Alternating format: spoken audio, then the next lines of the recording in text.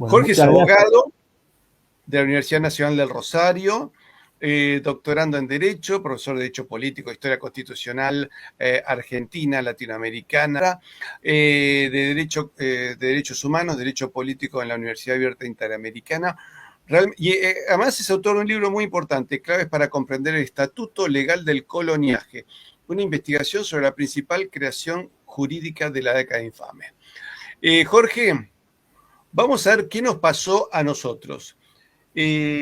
Sabemos que con la independencia se rompe la unidad económica de todo el continente americano. Se pierden todos los mercados de Asia. Esos mercados se los queda Inglaterra. El engaño para la gente es decir, no, ahora vos sos independiente, pero Argentina no tenía una existencia previa, Uruguay de hecho después nos desmembramos, se pierde Guinea Ecuatorial, se pierde Uruguay, se pierde Paraguay, se pierde el Alto Perú, se pierde el sur de Chile, los chilenos dicen que ellos perdieron el sur de la Patagonia, nos perdimos mutuamente, en realidad fue eso, hubo guerras absurdas entre nosotros que no eran absolutamente irrelevantes en el concierto mundial y que fueron los intereses de empresas extranjeras que metieron la mano para producir las dos guerras contra el Paraguay, la del Chaco y la guerra de la Triple Infamia, la guerra del fútbol en Centroamérica, las 9 guerras que tuvo Perú, las guerras que tuvo Chile, en fin, realmente nos hicimos daño estúpidamente. Ahora, hay un momento que es la figura de Juan Manuel de Rosas, que él empieza a poner orden en la Confederación Argentina. Contanos qué pasa a partir de la Confederación Argentina y qué ocurre para que se desestabilice esa confederación. Que como decía un estadista argentino, ¿no? El general Perón, que algunos estarán a favor y en contra, ¿no? Como Rosa, que algunos estarán a favor y en contra, decía, es sabido que el imperio británico se construyó sobre los despojos del imperio español, ¿no? Entonces comienza un proceso de fragmentación, de secesión, que todavía, debemos decir, no ha terminado, todavía no ha terminado,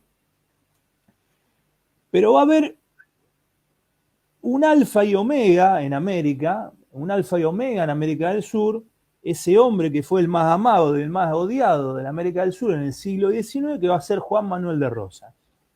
Rosas va a ser, esto es un hecho, aquel que detiene en un tiempo histórico bastante prolongado ese gran Big Bang del Imperio Español, ¿no? Bueno, claro, divide y reinarás, ¿no es cierto? Entonces Rosas va a detener, es decir, lo primero que se propone es detener el proceso de fragmentación en su medio, que es, dentro de la América Española, la Confederación Argentina. La idea es invitar a las provincias del virreinato a ese plan, podríamos decir, estratégico en cuanto a lo político, a la confederación política, lo va a llamar, le va a poner el sistema americano. Rosas tenía el sistema americano, tenía una publicación que se llamaba el Archivo Americano, y a él le llamaban el Gran Americano. Entonces Rosas se va a pasar la mayor parte de su periodo deteniendo, triunfando de diversas maneras ante conflictos limítrofes, conflictos civiles y demás. Y de a poquito va unificando, reunificando el pedazo más grande del Virreinato del Río de la Plata, que es la Confederación Argentina, ¿no? Bueno, cuando esta tarea está más o menos, digamos, culminada, imagínense esto, ¿no? La pérdida de vidas, la pérdida de familias, los problemas económicos que causa la guerra, ¿no? La guerra es un acto de locura colectivo, ¿no? Sí. Y carísimo. Y carísimo, algo que te deja muerto económicamente.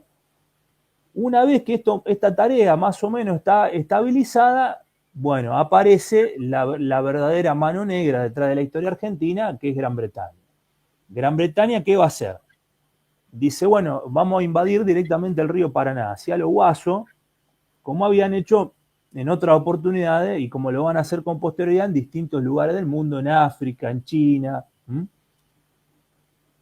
Esa invasión del río Paraná, Gran Bretaña lo va a hacer de la mano con Francia, una flota que era de barcos mercantes y de barcos de guerra a invadir el río interior argentino, que se llamó Guerra del Paraná, que va a tener algunos episodios, la batalla del Tonerero, la batalla de la Vuelta Obligado, la batalla de Punta Quebracho, donde la Argentina triunfa, va a durar más o menos del 45 al 50.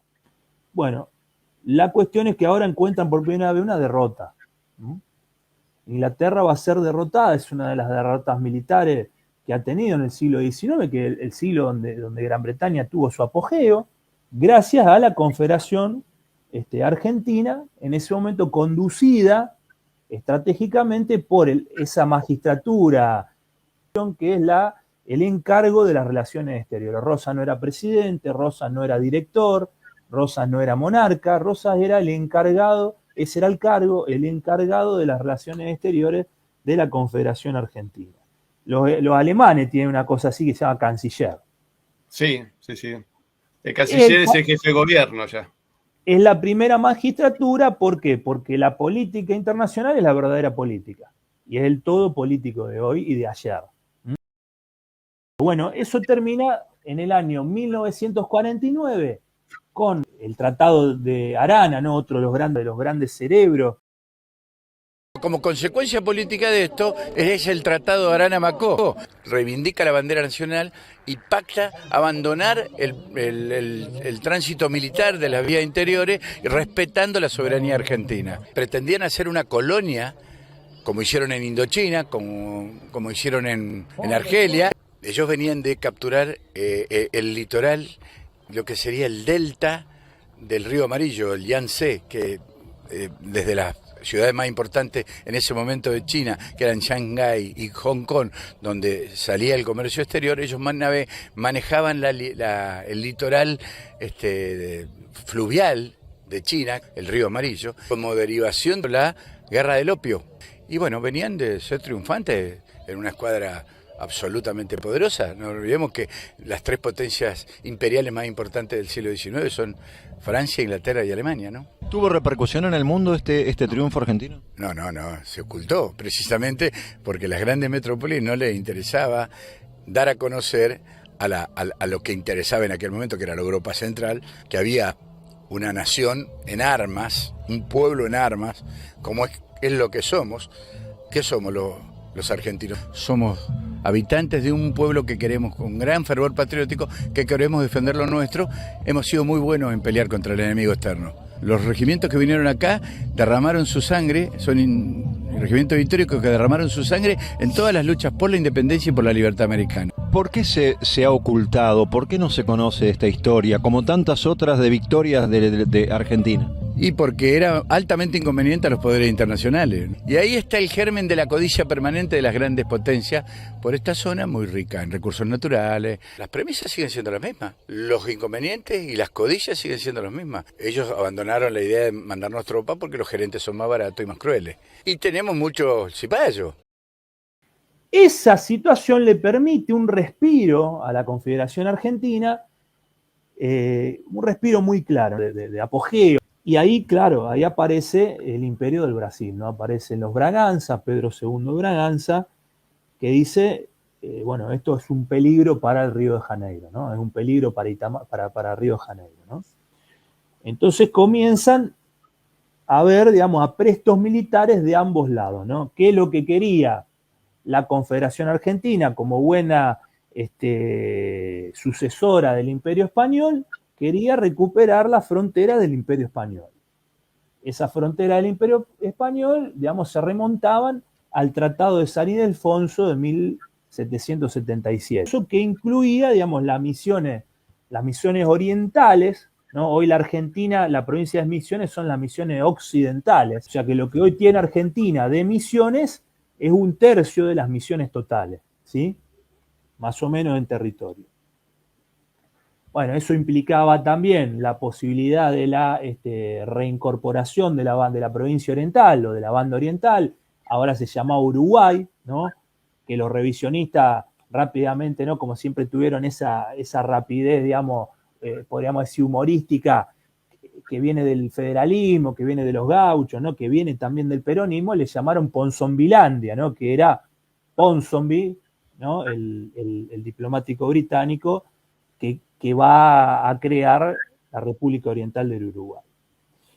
Entonces Recordemos, perdón, que hace poco hicimos un programa que se llama Ponson Vilán con unos amigos del Uruguay que han hecho una película con ese título y en la que participa un tío mío, Guillermo Vázquez Franco, que era historiador del Uruguay, y donde dice, bueno, que realmente la Banda Oriental fue creada como país independiente por el emperador de Brasil y Lord Ponsonby, ¿no? Que nunca pisó Montevideo a todo esto.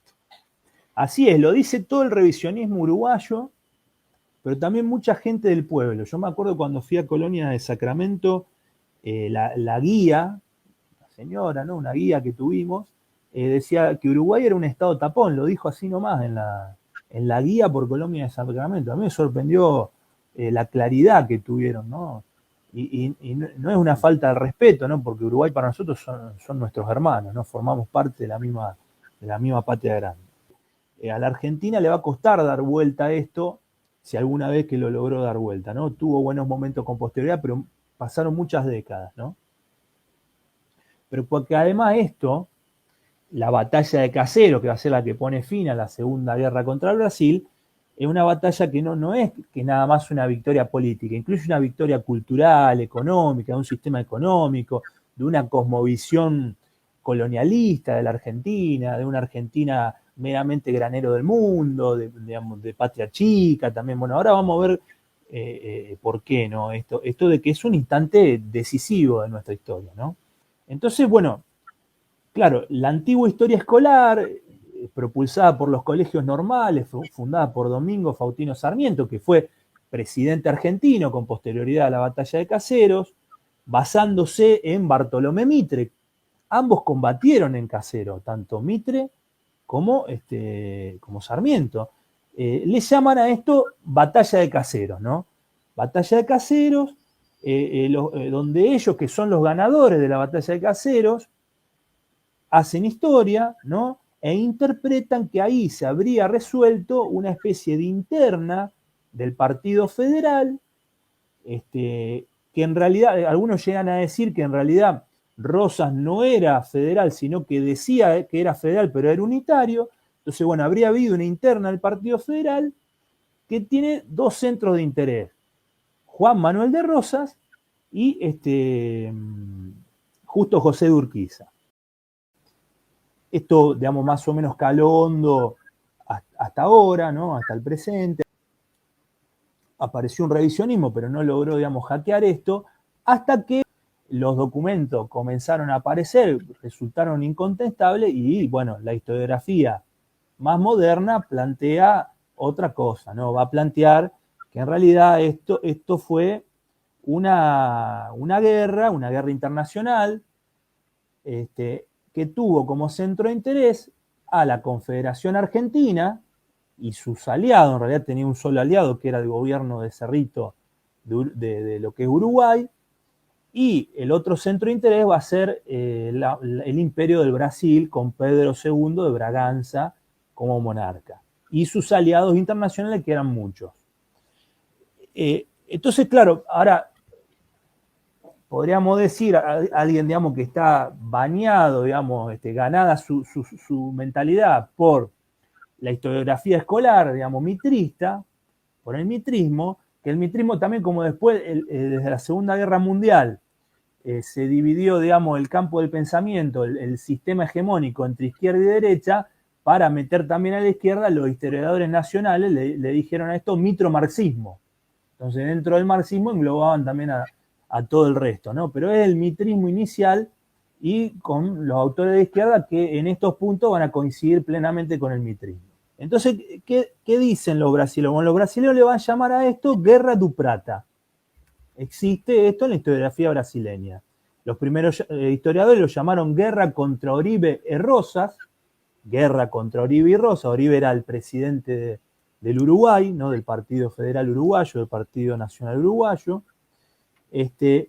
Porque también ellos estaban inmersos, digamos, en esta guerra, y Guerra contra Oribe y Rosas era el nombre que le habían puesto a uno de los tratados que firmaron con la provincia de Entre Ríos, con la provincia de Urquiza. Habían puesto un eufemismo, que era una guerra solamente, no era contra la Argentina, ni contra Uruguay, sino que era una guerra contra Oribe, que era el presidente de Uruguay, y contra Juan Manuel de Rosas, que era el encargado de las relaciones exteriores. Esto como si hoy nosotros hacemos un acuerdo y decimos que vamos a hacer una guerra contra Donald Trump. Bueno, eso es un eufemismo, la guerra es contra Estados Unidos, ¿está? Entonces, bueno, después le pusieron Guerra du Prata, ¿no? Digamos, ya porque el eufemismo no se sostenía, y también porque du Prata, digamos, es diferente a Cisplatina, que así se llamó la primera guerra en Brasil. La primera guerra, la de la época de Rivadavia y Dorrego contra el Brasil, ellos la llaman Guerra Cisplatina. Entonces le pusieron a esta Guerra du Prata.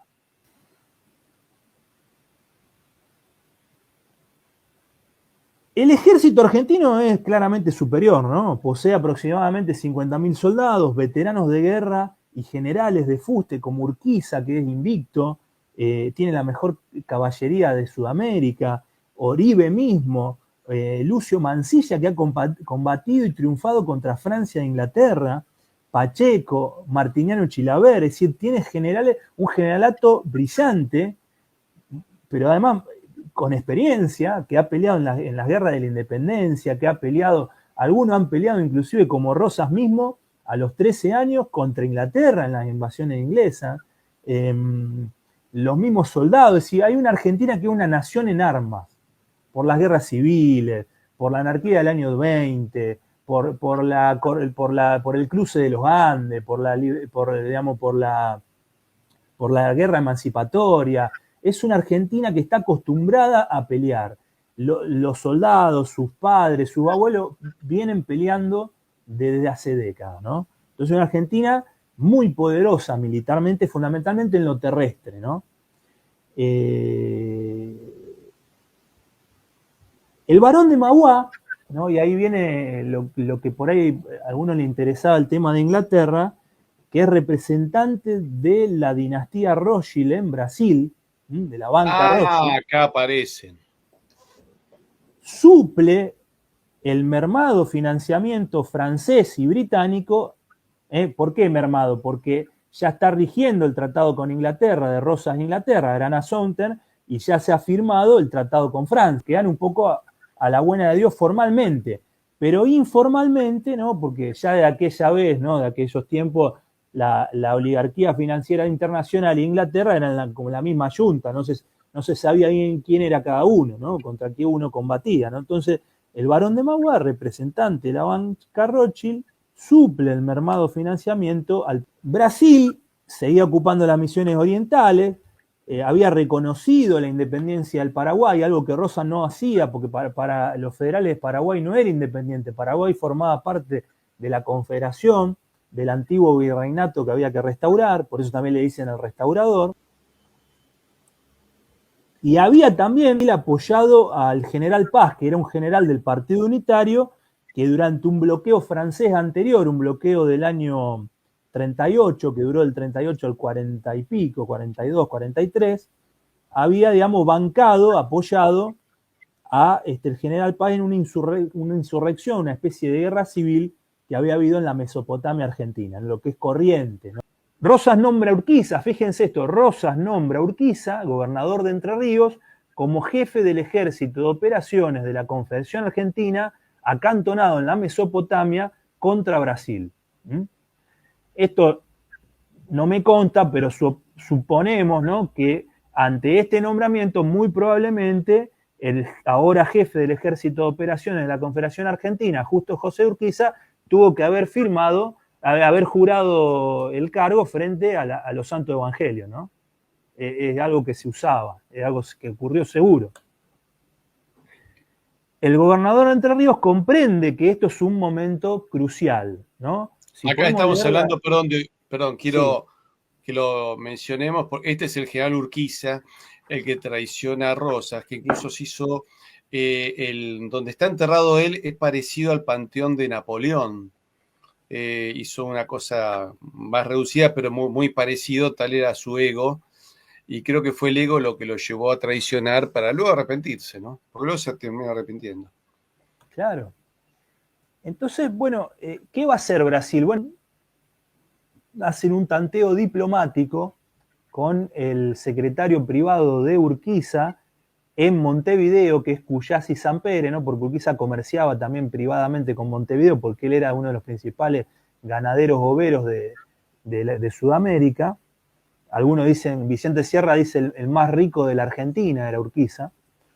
Entonces hacen un tanteo para ver la posibilidad de que ante una guerra Urquiza se mantenga neutral. En una guerra entre Argentina y Brasil, Urquiza se rompa el juramento de ser el jefe de operaciones del ejército y se mantenga neutral. Ni siquiera le pedían que combata contra la Argentina, ¿sí? Urquiza, ¿qué contesta? Dice, ahí sí podemos leer, fíjate la que está en la página 186 de Petrocelli. A ver, si es esta, no. Esta no. Ahí está. Bien. Dice Urquiza, yo, capitán general de la provincia de Entre Ríos, parte integrante de la Confederación Argentina, general en jefe de su ejército de operaciones, que viese empeñada a esta, su aliada, la República Oriental, en una guerra en que por este medio se ventilasen cuestiones para ella debido a muerte, vitales a su existencia y sobre... O sea, está claro que él entiende completamente lo que está pasando, ¿no? Dice, cuestiones de vida o muerte vitales a su existencia y soberanía y que por consecuencia atañasen tan inmediatamente a la sección de mando, ¿cómo pues cree el Brasil? ¿Cómo lo ha imaginado por un momento que yo permanecería frío e impasible espectador a esa contienda en que se jugase nada menos que la suerte de nuestra nacionalidad o sus sagradas prerrogativas, sin traicionar a mi patria, sin romper los indisolubles compromisos que a ella me unen y sin borrar con esa ignominiosa mancha mis antecedentes? O sea, que él comprende no solamente la situación geopolítica de vida o muerte, sino que comprende cómo quedará él ante la historia si toma una decisión semejante, ¿no? Bueno. Ahora, sabemos que, como preguntaba... Acá, perdóname, a ver, acá le está diciendo, no, yo no voy a aceptar que me mancillen, ¿no es cierto? Claro. Acá está diciendo, ¿y por qué era? ¿Estaba subiendo de la factura de lo que iba a pedir? No, no lo sé, eso no lo sabemos. No lo sabemos. Vemos que sí hay una gran comprensión de él, del momento geopolítico crucial de Sudamérica y también de cómo va a quedar, cómo hubiese quedado, cómo quedaría de él mantenerse neutral en el caso de que Brasil invada la banda oriental. ¿Sí? No, bueno, ¿cómo es que se llama esto, no? ¿Cómo le ponemos a este nombre? Porque el que nomina, domina. Y como decía el padre Castellani, el que no respeta las palabras no respeta el pensamiento. ¿Sí? Bueno. Ahora bien, sabemos que Urquiza cambia de parecer, ¿no? Esto que pensaba, de golpe comienza a pensar otra cosa, ¿sí? Cambia de actitud y obra diferente. Urquiza termina aliado del Brasil, ¿sí? Lo que dice Cuyás y Sampere, que era el secretario de Urquiza en Montevideo, ¿no? En sus memorias, Urquiza dice que, Cuyás y Sampere dice que Urquiza ya le vendía cueros y carnes a las tropas anglo-francesas durante la invasión del Paraná. O sea, que él ya había cometido una traición en la guerra del Paraná, ¿sí? Hay una opinión de William Gore, que era el diplomático inglés en Brasil, que envía una comunicación a su cancillería. Esto también es un documento de altísimo nivel interno, ¿no? de Gran Bretaña, una comunicación a la cancillería, ¿no? Del diplomático William Gore, donde dice que Brasil lo habría sobornado a Urquiza con 30.000 libras esterlinas. ¿Sí? Y Sarmiento, otra opinión, una cuarta opinión, Sarmiento, que él va a ser futuro presidente de la Argentina, aliado de Urquiza, redactor de los boletines oficiales del ejército con grado de teniente coronel, va a redactar el parte de la batalla de Caseros en la habitación de Juan Manuel de Rosas para Urquiza, reconoce en una carta, la famosa carta de Juncal, que Urquiza le dijo a él verbalmente que el rey de Brasil mantenía la corona gracias a él, gracias a Urquiza. ¿Qué es lo que va a decir el canciller brasileño, ¿no? En una nota a Carlos Antonio López, ¿no? A López de Paraguay, al padre del mariscal Francisco Solano López, ¿sí? Acá está, que es esto. estaba gobernando el país. Esta es. Le dice que, como había desconfianza mutua, ellos, los brasileños, desconfiaban de Urquiza, y Urquiza desconfiaba de los brasileños, ¿no? Por motivos bastante obvios a esta altura, le dicen que, le dice a López, ¿no? Paulino Suárez de Sousa le va a decir a López que ellos le han pedido un requisito a Urquiza. El requisito es que, para hacer el acuerdo, él se pronuncie previamente, públicamente, contra Juan Manuel de Rosas. Que busque el pretexto que quiera, que diga lo que quiera, pero que se pronuncie públicamente para que una vez que ha cruzado el Rubicón no pueda volver para atrás. ¿Está claro? Entonces acá dice Paulino Suárez de Sousa, obviamente otra vez estamos hablando de una nota a primer nivel internacional, el canciller brasileño con el presidente o no sé qué nombre tenían en el Paraguay en ese momento, ¿no? Con Carlos López. Le dice: voy a escribirle nuevamente a vuestra excelencia para comunicarle una nueva ocurrencia a Miguel de gran alcance. Entiendo que vuestra excelencia, como aliado del Brasil, debe ser comunicado de todo, porque mucho conviene que marchemos de acuerdo.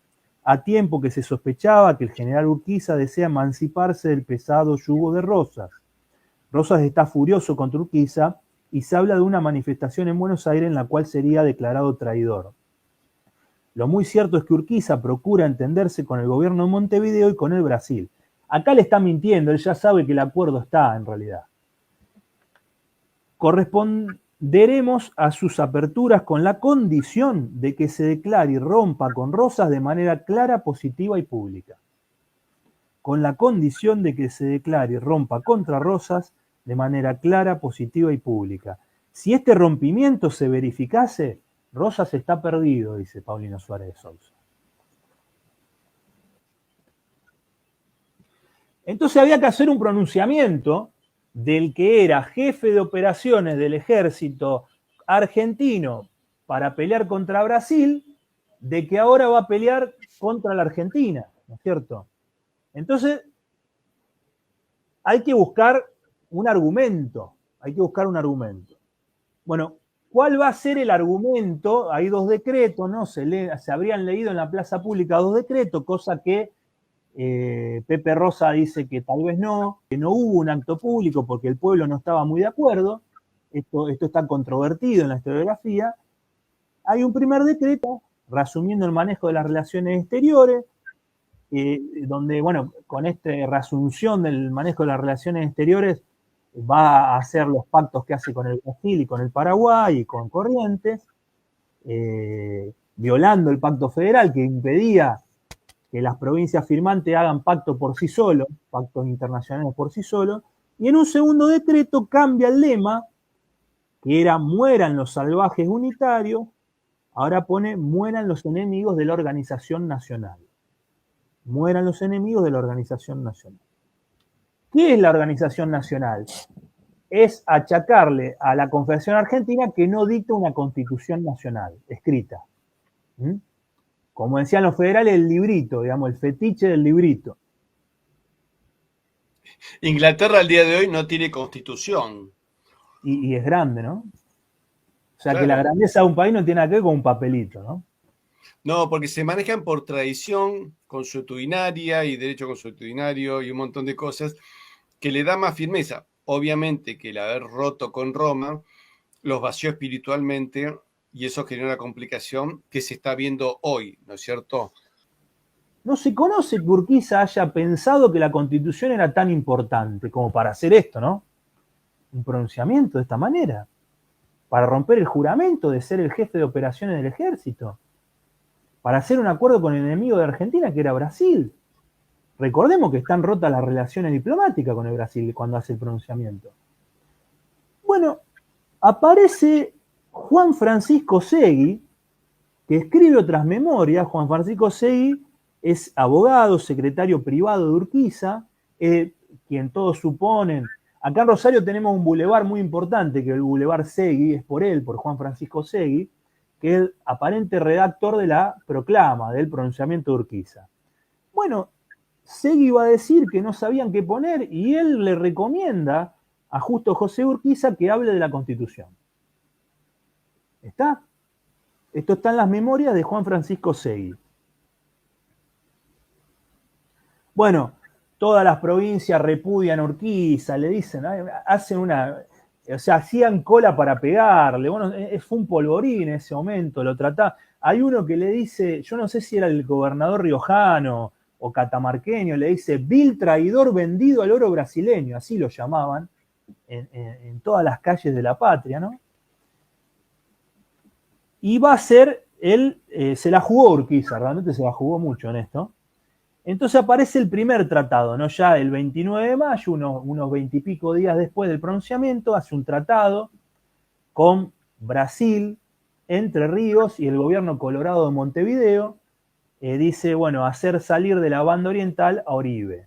O sea, en realidad un tratado de guerra, una declaración de guerra tácita contra el Uruguay. El artículo 15 del tratado dice, si el encargado de las relaciones exteriores argentino reaccionaba, que era lo obvio, lo esperable, esto se tornaría una alianza, una guerra contra la Confederación Argentina. El artículo 17 de ese tratado reconoce los derechos adquiridos sobre los territorios, ¿no? El uti possidetis. Entonces Brasil, que tenía usurpadas las misiones orientales, se quedaba con las misiones orientales. Es como si hoy hace la Argentina un tratado uti possidetis sobre Malvinas. El que te está ocupando la casa se la queda. ¿Está? Bueno, el artículo 18, Entre Ríos consciente la libre... General Oribe. Oribe, mirá. Este era el presidente de la República Oriental del Uruguay. Bueno, en el artículo 18, Entre Ríos va a consentir la libre navegación del río Paraná a los buques brasileños, inclusive los buques de guerra brasileños. Y el artículo 23 proponía invitar al Paraguay. Bueno, Oribe le plantea a Rosas, acá está muy bien traída la imagen de Oribe, le va a plantear a Rosas como buen general, le dice, bueno, utilicemos el ejército que está sitiando Montevideo, o sea, el ejército del Uruguay, para cruzar el río Paraná y atacar Urquiza y desactivarlo. Rosas, no sabemos por qué, lo desoye. Algunos creen que Rosas no está muy convencido de que Urquiza va a hacer esto. Y propone, digamos, esperar un poco. Bueno, Entre Ríos invade Uruguay, para cruzar al Uruguay lo cruza la Armada brasileña, ¿no? Recordemos que desde Entre Ríos hasta Uruguay hay un río grande, que es el río Uruguay, uno de los ríos más grandes del mundo, lo cruza la escuadra brasileña al ejército de Urquiza. Entonces Oribe está acorralado porque comienzan a salir del sur los unitarios que están en el gobiernito de Montevideo. Desde el norte viene el duque de Caxias con el ejército brasileño, y desde el oeste viene Urquiza con el ejército de la Confederación Argentina, y termina capitulando. Él ordena combatir, se le dan vuelta algunos, bueno, y termina firmando la capitulación, ¿sí?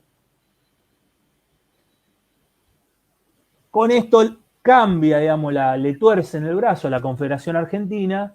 Ahora las cartas fuertes, todas las chances de ganar la guerra, la tiene el Imperio de Brasil, ¿no? La tiene Pedro de Braganza y sus aliados. La Confederación Argentina, fíjense esto, Argentina le declara la guerra al Brasil. Para los que dicen que no hubo guerra, Argentina le declara la guerra al Brasil. Ya podía hacerlo desde marzo, lo hace en agosto del año 51, 1851. Con esto la Confederación Argentina pierde dos ejércitos. Pierde el ejército derrotado de Oribe y pierde el ejército acantonado en la Mesopotamia a cargo de Urquiza. O sea, es una debilitación muy importante. Y se firma el segundo tratado, ¿no? En noviembre del año 51, Entre Ríos, Corrientes, Brasil y Montevideo firman un segundo tratado. El artículo 1 ratifica el eufemismo, le declaran la guerra no a la Confederación Argentina, sino a Juan Manuel de Rosas, que es el encargado de las relaciones exteriores de la Confederación Argentina. Y hay un tercer tratado, entre Paraguay, Entre Ríos y Corrientes, donde Paraguay adhiere a todo esto, no manda soldados, pero manda caballos. Algunos hablan de que mandó 4.000 caballos, lo cual en ese momento el caballo era el tanque de guerra de la época, ¿no? A cambio, Entre Ríos y Corrientes reconocerán la independencia del Paraguay. En el futuro sí ganan, ¿está? Cosa que termina pasando. Viene la batalla del Tonelero, donde es la primera vez que un buque a vapor brasileño bombardea la Confederación Argentina. Ahí luchan Grenfell, que es el almirante británico, la presencia de los británicos también acompañando.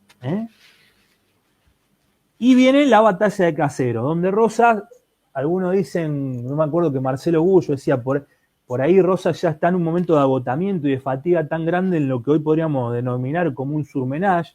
Lo está esperando casi a las puertas de Buenos Aires, lo había desoído Oribe, va quedando solo, ¿no? Aparece Pacheco, que también se va, se le va Urquiza, desoye también, le presentan un plan, me parece que fue Martiniano Chilaver, que le dice, bueno, andate al sur y dejale tierra arrasada en Buenos Aires y rearmate en el sur, que era una vieja táctica que decía San Martín en su momento.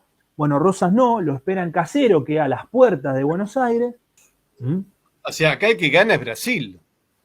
¿Y quién gana la guerra? La guerra la gana el centro de interés principal, que es Brasil, claramente, ¿no?